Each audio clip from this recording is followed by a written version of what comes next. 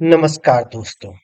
दोस्तों, आज के वीडियो में हम एडवांस इन्वेंटरी मैनेजमेंट के कॉन्सेप्ट को समझेंगे कि टेली प्राइम में एडवांस इन्वेंटरी मैनेजमेंट किस प्रकार से किया जाता है। आज हम केवल इसके थ्योरेटिकल पार्ट को समझेंगे और नेक्स्ट वीडियो में हम प्रैक्टिकल करके देखेंगे। जब तक कि हमारा थ्योरेटिकल पार्ट क्लियर नहीं रहता, हम प्रैक्टिकल उतने अच्छे से नहीं कर सकते। इसलिए हमें थ्योरेटिकल पार्ट को पहले समझना जरूरी है। दोस्तों, जब भी हम कोई प्रोडक्ट परचेस करने के लिए किसी दुकान में जाते हैं, तो हम क्या करते हैं? हम उस प्रोडक्ट का नाम दुकानदार को बताते हैं। वह दुकानदार उस प्रोडक्ट को दिखाता है और हमें पसंद आता है, तो हम इसे परचेस कर लेते हैं। लेकिन छोट बड़ी या मीडियम रेंज की जो कंपनियां रहती हैं, जो मैन्युफैक्चरिंग कंपनी रहती हैं, वो इस प्रकार से कोई भी सामान परचेज नहीं करती है, बल्कि वो एक सिस्टम फॉलो करती है और इसी सिस्टम से वो कोई भी सामान कहीं से भी किसी भी सप्लायर से खरीदती है। आज हम उसी प्रोसेस के बारे में थोड़ा बात करेंगे। दोस्तों, बिग या मीडियम रेंज की जो भी कंपनी या जो भी मैन्युफैक्चरिंग कंपनी परचेस करती है, वो इन 8 स्टेपों का नॉर्मली फॉलो करती है। ये स्टेप हम अभी आपको बताने जा रहे हैं। सबसे पहला स्टेप है परचेस रिक्विजिशन। इस स्टेप में मैन्युफैक्चरिंग कंपनी का जो मैन्युफैक्चर डिपार्टमेंट है, उसे जो जो रॉ मटेरियल की रिक्वायरमेंट रहती है, वह परचेस डिपार्टमेंट को बताता है। सपोज कोई बाइक कंपनी है, बाइक बनाने वाली मैन्युफैक्चरिंग कंपनी है, तो बाइक से रिलेटेड बाइक को बनाने के लिए भी जो जो रॉ मटेरियल की आवश्यकता रहेगी, जैसे कि हैंडल या स्टैंड या जो भी चीजें हैं, वो सारी चीजें वो अपने परचेस डिपार्टमेंट को बताता है। दूसरा स्टेप है परचेस ऑर्डर क्रिएशन। जब मैन्युफैक्चरिंग डिपार्टमेंट से कोई भी प्रोडक्ट या कोई भी रॉ मटेरियल का रिक्वायरमेंट परचेस डिपार्टमेंट के पास आता है, तो परचेस डिपार्टमेंट उसके लिए एक ऑर्डर क्रिएट करता है कि हमें यह प्रोडक्ट या रॉ मटेरियल परचेस करना है। इसके बाद परचेस डिपार्टमेंट जो जो प्रोडक्ट या रॉ मटेरियल उसे परचेस करना रहता है, उसके लिए सप्लायर्स के साथ सप्लायर को कांटेक्ट करता है। वह सप्लायर को बताता है, इंक्वायरी भेजता है कि हमें ये सामान या प्रोडक्ट हमें परचेस करना है, आप किस रेट में हमें देंगे। यह सब चीजें निगोशिएशन करने के बाद वह सप्लायर के साथ एक एग्रीमेंट बनाता है कि किस डेट तक प्रोडक्ट सप्लायर मैन्युफैक्चरिंग कंपनी के गोडाउन में भिजवा देगा। यह सब चीजें एग्रीमेंट कंप्लीट हो जाने के बाद सप्लायर जो भी रॉ मटेरियल या प्रोडक्ट है, जो कि मैन्युफैक्चरिंग कंपनी के से आया हुआ है कि उन्हें आवश्यकता है, उसको वह मैन्युफैक्चरिंग कंपनी के पास भेज देता है। साथ में एक गुड रिसिप्ट नोट्स भी वह भेज देता है।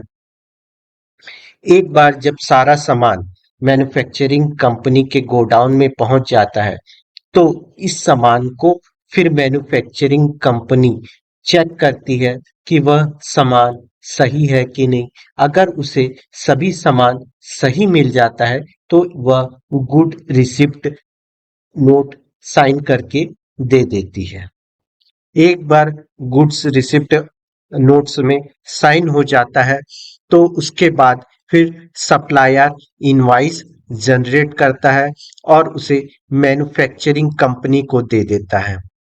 सपोज यदि जब सप्लायर मैन्युफैक्चरिंग कंपनी को जो भी रॉ मटेरियल या प्रोडक्ट बेचता है, अगर उसमें से एक या दो या जितने भी गुड्स या प्रोडक्ट डिफेक्टिव मिलते हैं ट्रांसपोर्टेशन के कारण या किसी भी कारण से, तो मैन्युफैक्चरिंग कंपनी उस प्रोडक्ट को या रॉ मटेरियल को एक्सेप्ट नहीं करती है, बल्कि एक उसके रेफरेंस में रिजेक्शन नोट तैयार करती है और उसे सप्लायर को दे देती है। सपोज 10 प्रोडक्ट सप्लायर ने मैन्युफैक्चरिंग कंपनी को दिया, उसमें से 9 ही प्रोडक्ट सही है और एक प्रोडक्ट डिफेक्टिव हो गया है ट्रांसपोर्टेशन के कारण, तो फिर मैन्युफैक्चरिंग कंपनी उस एक प्रोडक्ट के रेफरेंस में एक रिजेक्शन नोट रेडी करती है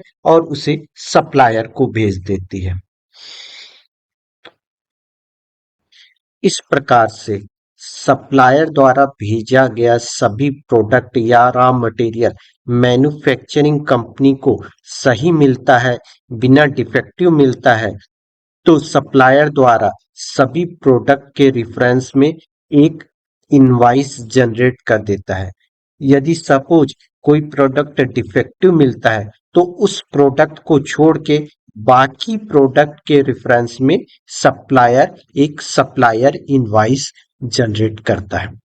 जब सप्लायर इनवॉइस क्रिएट कर देता है, उसके बाद मैन्युफैक्चरिंग कंपनी का अकाउंट डिपार्टमेंट बिलिंग को चेक करता है, पेमेंट ऑथराइजेशन करता है और पेमेंट रिलीज कर देता है। पेमेंट रिलीज होने के बाद वह सप्लायर को पेमेंट कंफर्मेशन दे देता है।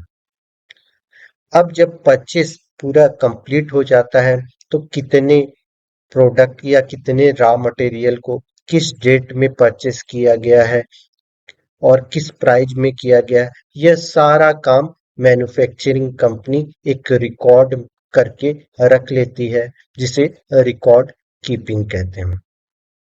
तो दोस्तों, अभी हमने आपको बताया कि जब भी कोई मैन्युफैक्चरिंग कंपनी कोई रॉ मटेरियल या प्रोडक्ट परचेस करती है, तो वह किन किन 8 स्टेपों का पालन करती है या फॉलो करती है।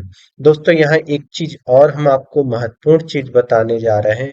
हमने आपको बताया कि जब फोर्थ स्टेप में कि जब सप्लायर जो पार्ट्स में परचेज डिपार्टमेंट ने उन्हें ऑर्डर किया था, जब उसे भेजती है, तो वह मैन्युफैक्चरिंग कंपनी के पास जब पहुंचता है, तो वहां मैन्युफैक्चरिंग कंपनी प्रोडक्ट को चेक करती है। अगर वह डिफेक्टिव मिलता है, तो वह एक रिजेक्शन नोट सप्लायर को भेजती है। दोस्तों, कभी कभी एक ऐसी स्थिति भी आ जाती है कि सप्लायर रिजेक्शन नोट क्रिएट करने से पहले ही सप्लायर इनवॉइस क्रिएट कर लेता है, या मैन्युफैक्चरिंग कंपनी सप्लायर द्वारा इनवॉइस क्रिएट करने के बाद डिफेक्टिव प्रोडक्ट के बारे में सप्लायर को बताती है। तो इस स्थिति में जब एक बार इनवॉइस क्रिएट हो जाता है, उसके बाद डिफेक्टिव प्रोडक्ट के बारे में अगर सप्लायर को जानकारी दी जाती है, तो उस स्थिति में रिजेक्शन नोट नहीं क्रिएट किया जाता है, बल्कि डेबिट या क्रेडिट नोट जनरेट होता है, जिसके बारे में हम आपको आगे बताएंगे। दोस्तों, आज हम एडवांस इन्वेंटरी मैनेजमेंट के थ्योरेटिकल पार्ट या कॉन्सेप्ट को आपको बताए हैं। इसके आगे हम नेक्स्ट वीडियो में आपको प्रैक्टिकल करके बताएंगे। दोस्तों, आशा है आपको थ्योरेटिकल पार्ट समझ में आया होगा। इस वीडियो को देखने के लिए आपका बहुत बहुत धन्यवाद।